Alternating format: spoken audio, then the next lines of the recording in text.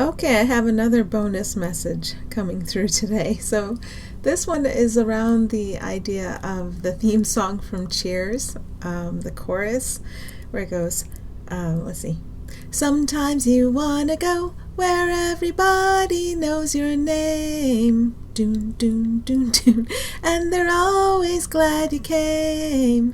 If that had to go through my mind over and over again, now it has to go through yours because that was the metaphor used for understanding, seeing that when you go within and you visit it frequently, and you don't have to be a good meditator to do this, it's just willingness.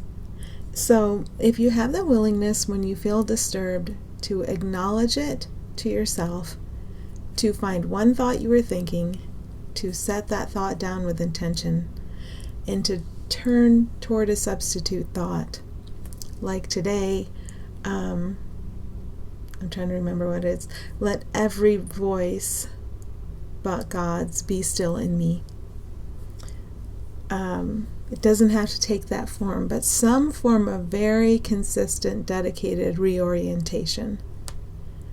You don't have to be a good meditator if you're willing to reorient throughout the day. And you might want to meditate too, or you might not. But what I've discovered through this practice is you visit and you revisit and you revisit just by reorienting towards something representing truth instead of something representing illusion. You know, you intentionally take your attention, and even just for a second or two, you place it on a symbol that's very close to truth. And that bears fruit. I've been talking about yielding fruit, bearing fruit a lot lately. And so what happens is, going within, what you discover is love. What you discover is brightness. What you discover is warmth. What you discover is a warm welcome. And I'm not going to tell you the form it's going to take. It might be formless the whole time. It might seem to take a form. You might have very specific experiences. You might not. You might just have a sense of happiness and warmth that is not identified with any form whatsoever.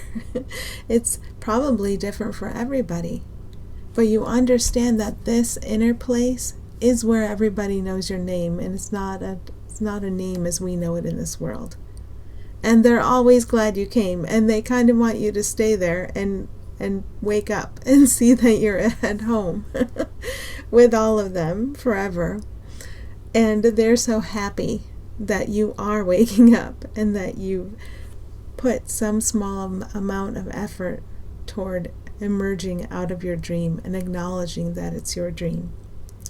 So the big realization is seeing that visiting this place of warmth, happiness, and brightness, I do not have to insist that the world outside give me a place of warmth, happiness, and brightness before I find it in here and visit it and become very familiar with it.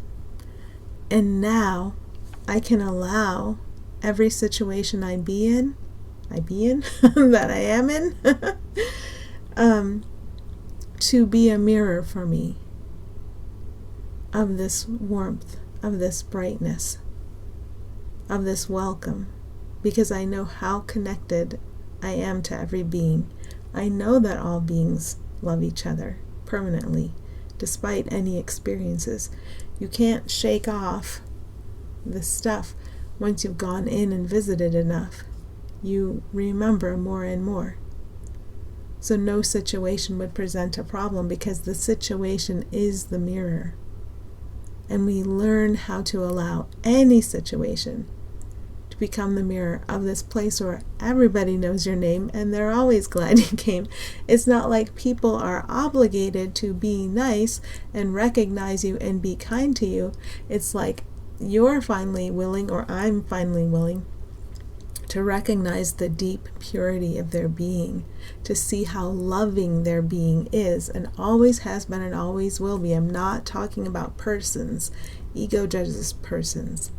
To see how loved they always have been, how loved they are right now, and how loved they always will be, and to have that be enough for you despite any appearances.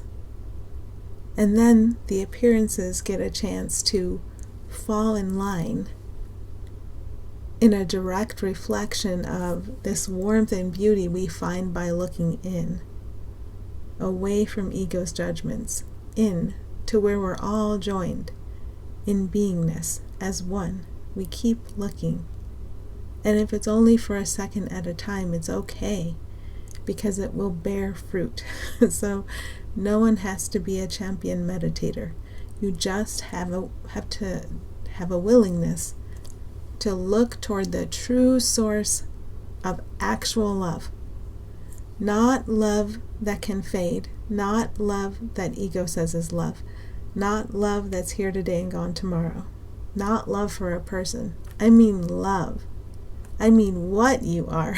I mean what you can't shake off or lose no matter what. I mean love.